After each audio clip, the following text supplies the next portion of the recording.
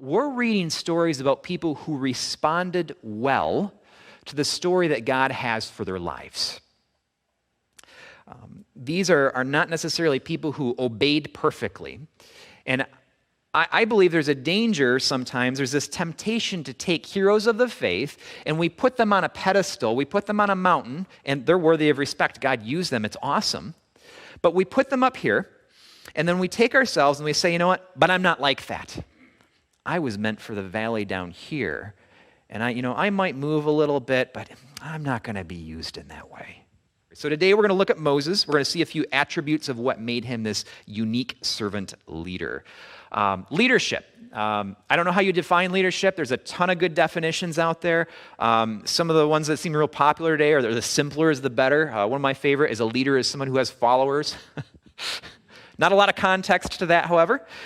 So I went through Exodus this past week, and here's a definition I tried to take a stab at just looking at Moses' life, okay? A leader is someone that promotes healthy progress amidst incomplete stories.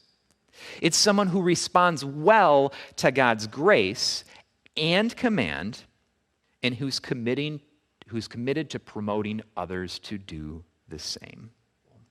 Moses isn't in this hall of faith here with a notation that Moses perfectly obeyed. Moses said yes enthusiastically to everything God said. Moses is in this hall of faith because he responded well to God's unveiling story for himself and his people. He chose to let God write and frankly alter the story for his life.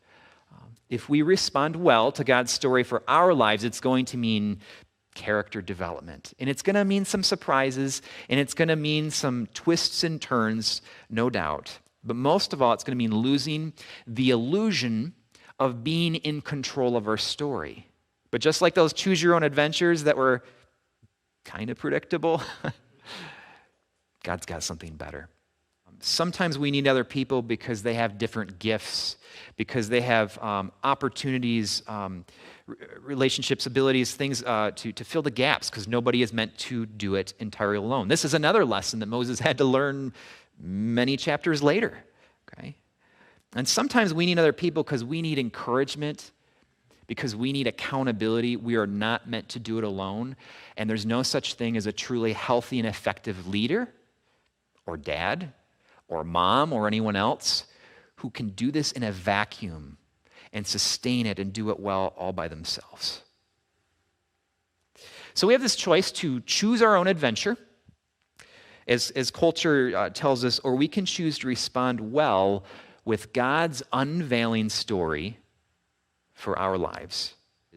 There is something beautiful about a story that's not complete, but where you know God is alive and at work, and where we're not just chasing feelings, and where there's this mystery and this beauty to, it's like a painting that is being completed, but it's not done yet. You don't know exactly where it's going, but you have trust and you have confidence that it is going to be great. It is, the artist has an intention with it.